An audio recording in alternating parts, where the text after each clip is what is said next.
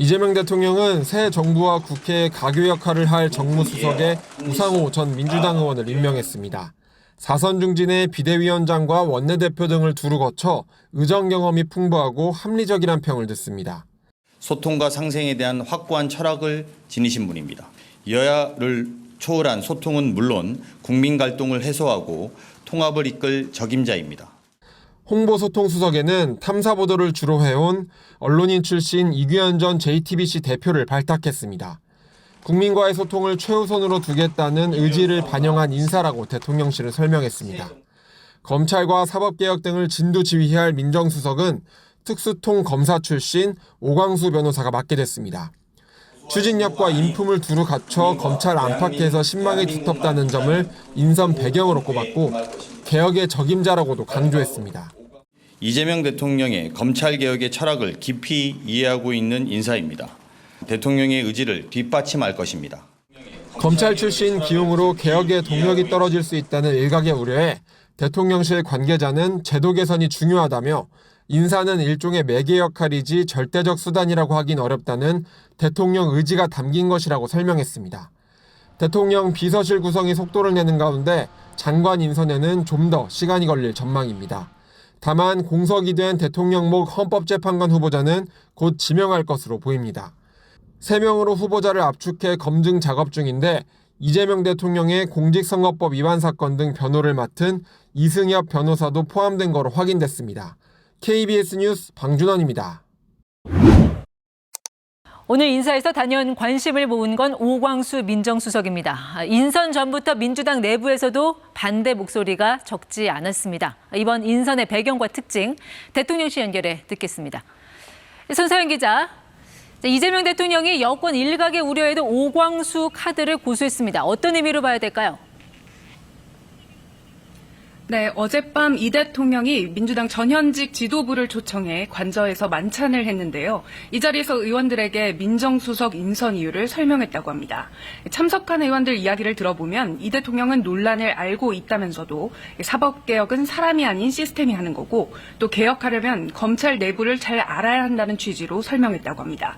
이번 인선에 힘을 실어달라는 의미로 해석됩니다. 오늘 정무 홍보 민정수석을 임명하며 대통령실 3실장 산하 11명의 차관급 가운데 6명 인선이 완료됐습니다. 모두 실무 능력을 우선 고려했다는 설명인데 앞서 발표된 경제 분야 참모진도 그랬고 이 대통령의 실용주의 코드가 엿보입니다. 오늘 임명된 수석을 포함해 대통령실 참모진은 업무 파악을 위한 워크숍에 곧바로 들어갔습니다.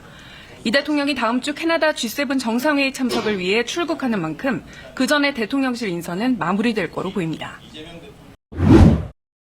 새 정부 출범 이후 사법개혁이 언제 어떤 방향으로 전개될지 백인성 법조 전문기자와 함께 자세히 알아보도록 하겠습니다. 어서 오세요. 자, 우선 이 대통령이 대선 과정에서도 여러 어떤 공약을 내세웠었는데 이 사법개혁 분야 공약, 이 내용 한번 정리해 주시죠. 네, 이 대통령의 사법개혁 공약, 이 개혁 대상은 크게 2가지입니다. 네. 검찰과 대법원인데요. 우선 검찰 개혁부터 보면요. 검찰이 지금은 수사권과 기소 여부를 결정하는 기소권 2개를 다 가지고 있는데 이 가운데 완전히 수사권을 폐지하겠다는 게 핵심 공약입니다. 네. 그래서 수사는 경찰이, 기소는 검찰이 맡는 걸로 분리를 하겠다는 것이죠. 이렇게 되면 검찰은 경찰의 수사를 보고 기소 역할만 판단하는 역할 맡게 되는데요. 이 때문에 검찰청 이름을 공수청으로 바꾼다는 얘기도 있지만 아직 안이 나오진 않았습니다. 다만 이렇게 되면은 검찰 내 수사 인력이 필요가 없어지기 때문에 희망에 따라서 새로 만들어지는 이른바 중대범죄수사청이나 고위공직자범죄수사처로 재배치될 가능성이 높습니다. 그리고 검사 파면제 신설도 이 공약인데요. 네. 현재 검찰청법상으로는 검사가 비위를 저지르더라도 징계 청구는 검찰총장만 할 수 있고 파면하려면 헌재 탄핵 심판이나 법원의 확정 판결이 있어야 되는데요. 이걸 앞으로는 법무부 장관의 징계로 파면할 수 있도록 하겠다는 겁니다. 당장 이 내용 일부가 담긴 검사징계법 개정안이 오늘 본회의에 상정돼서 표결 예정입니다. 네, 그렇군요. 지금 공약 가운데 수사절차법 이걸 제정하겠다 이런 공약이 있는데 이거는 뭔가요? 수사기관이 인권 침해라는 걸 막겠다. 이런 취지로 수사절차법이라는 새 법을 만들겠다는 건데요. 네.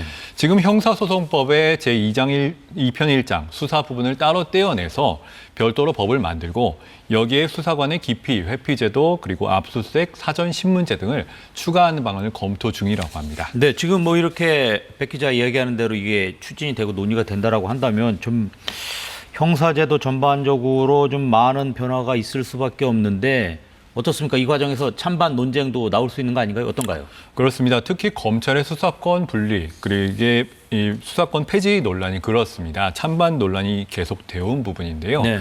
찬반 입장을 정리하면 우선 찬성 입장은 수사를 한 검사가 기소까지 하게 되면 유죄의 확증 편향에 빠져서 무죄 추정 원칙이 훼손될 우려이 있다. 그리고 두 권한을 떼어야 된다는 것이고 일단 분리가 되면 수사를 하는 경찰과 기소를 맡은 검찰이 서로를 견제하게 될 것이다. 이렇게 기대를 하고 있습니다. 네. 반면에 반대 측은요. 헌법이 검사의 영장 청구권을 규정을 하고 있는데 이 영장 청구권은 수사를 전제로 한 개념이어서 수사만 분리할 수는 없다. 개헌이 필요하다. 이런 주장이 있고 또 공수처 검사나 군 검사 등 다른 검사들도 있는데 이 검사들은 놔두고 검찰청 검사에 대해서만 수사권을 배제하는 게 형평성에 맞느냐 이런 시각도 있습니다. 네. 특히 법조계에서 유심히 보고 있는 거는 경찰의 수사에 대한 보완 수사권 부분인데 만약에 이게 완전히 없어지게 되면 만약에 그 경찰이 무혐의 처리한 사건의 경우에는 억울하게 자칫 끝날 수가 있다. 이런 부분에서 우려의 시선을 보낸 쪽이 있습니다. 네, 그렇군요. 지금 아까 백 기자 얘기가 사법개혁의 축 두 가지를 얘기했는데 이제 그 가운데 하나가 지금 대법원이에요. 지금 이 부분 관련돼서도 공약 정리해 주시죠. 네. 이른바 사법민주화가 모토입니다. 대표적인 게 대법관 증원인데요. 네. 구체적으로는 국회에 법원조직법 개정안이 상정이 돼 있습니다. 현재 대법원장까지 총 14명인 대법관 수를 30명으로 2배 넘게, 그러니까 1년에 4명씩 늘리는 게 그 내용이고요. 네. 당장 이게 어제 법제사법위원회 1소위를 통과를 했습니다. 또한 판사들의 인사평가에 외부 인사가 참여를 하는 법관평가위원회를 설치하고 재판연구원들의 선발 규모를 확대하고 온라인 재판제도 도입을 확대하는 공약도 있습니다. 국민참여재판 제도를 활성화하고 판결문 역시 단계별로 공개를 확대하겠다는 공약도 들어갔습니다. 이 대법관 이 분야가 지금 논란이 있었는데, 그러니까 대선 기간에 보통 보면은 뭐 법조인이 아니더라도 대법관이 될 수 있도록 하겠다. 뭐 대법관을 100명으로 늘리겠다 하다가 뭐 철회되기도 했었는데 어떻습니까? 지금 이렇게 증언이 추진되고 있는데 이것 역시 찬반 논란이 있죠. 그렇습니다. 이 부분은 과거부터 논란이 있었는데요. 변호사업계와 시민단체 쪽에서는 줄기차게 증언을 요구해왔던 부분입니다. 네. 우선 찬성 입장은요. 대법관들이 맡고 있는 사건 수가 너무 많다는 겁니다. 대법원 사건 수가 1년에 5만 건 정도 되는데 이 대법관 한 사람당 연간 3, 4천 건을 처리하는데 충실한 판결이 어렵다는 것이죠. 따라서 증언을 통해서 업무 부담이 줄면은 재판의 질이 높아질 것이라는 기대고 현재 남성 위주, 판사 위주의 구성원도 다양해져야 된다는 주장입니다. 네. 반면에 반대 입장은요. 대법관의 수가 많아지면 전원 합의체는 이 합의가 필요한데 이 30명이 합의하기는 어렵지 않겠느냐 이런 우려고 또 대법관 증언이 대통령의 임명권 남용이나 사법부 장악 등 정치적 목적에 이용될 수 있다는 우려도 나옵니다. 특히 법조계 일각에서는 이재명 대통령의 공직선거법 위반 사건을 유죄 취지로 파기환송한 게 이 개정의 계기 아니냐 이런 눈초리도 보내고 있습니다. 아, 네, 그렇군요. 지금 보면은 사법부 그 개혁 공약 가운데 법관평가위원회 이 내용도 있습니다. 이게 지금 처음 공개된 것 같은데 이 내용은 뭡니까? 국회에서도 의안으로 만들어지지 않았던 건이라서 대부분 다소 당혹한 모습인데요. 이게 네. 처음 나온 겁니다. 구체적인 안은 나와 봐야 되겠지만 대략 내용을 설명드리면 지금 판사들이 10년에 한 번씩 재임용 평가를 받는데요. 이 기간을 5년에 한 번으로 단축을 하겠다는 겁니다. 그리고 외부 인사들이 들어가는 위원회, 법관평가위원회를 설치를 해가지고 평가를 하겠다는 건데 여기엔 확정된 형사 판결에 그 피고인의 변호인이 들어간 그 안도 검토가 되고 있다고 합니다. 네. 법관들 내부에서는 이 부분을 두고 상당히 동요가 심한데요. 사건 기록을 보지 않은 외부 인사가 이 판결을 평가할 수가 있느냐. 그리고 이건 대법원장의 인사권에 속한 사안인데 외부 인사들이 차지하는 비중에 따라서 이 사실상 마음에 들지 않은 판사의 재임용을 막는 수단으로 이용되는 거 아니냐 이런 우려가 있습니다. 지금 백 기자가 지금 사법 분야의 개혁 관련돼서 이 공약 관련돼서 진짜 여러 가지를 말씀해 주셨는데 지금 양도 많고 이거 어떻게 되는 겁니까? 뭐 언제쯤 실행될 수 있고 뭐 이런 것을 좀 예상할 수 있는 겁니까? 일단 그렇게 늦어지지는 않을 것이다. 이런 게 중론입니다. 네. 왜냐하면 행정부와 입법부가 손을 잡고 같이 추진하는 공약이기 때문에 실제로 제도가 바뀔 가능성이 어느 때보다 높다. 이게 법조계 관측이고요. 무엇보다 여당에서는 검찰 개혁 분야에서는 과거 문재인 정부에서 적폐청산을 하다가 검찰 개혁 시기를 놓쳤다. 이런 공감대가 매우 강하고 무엇보다 2028년에 총선이라는 중간평가가 있기 때문에 그 전에 마무리를 해야 된다는 기류가 있다고 합니다. 과거에 마련됐던 사법개혁추진위원회 같은 기구가 마련될 가능성이 있고 네. 여기서 나온 안이 짧은 기간을 거쳐서 그대로 실행될 가능성도 배제할 수 없습니다.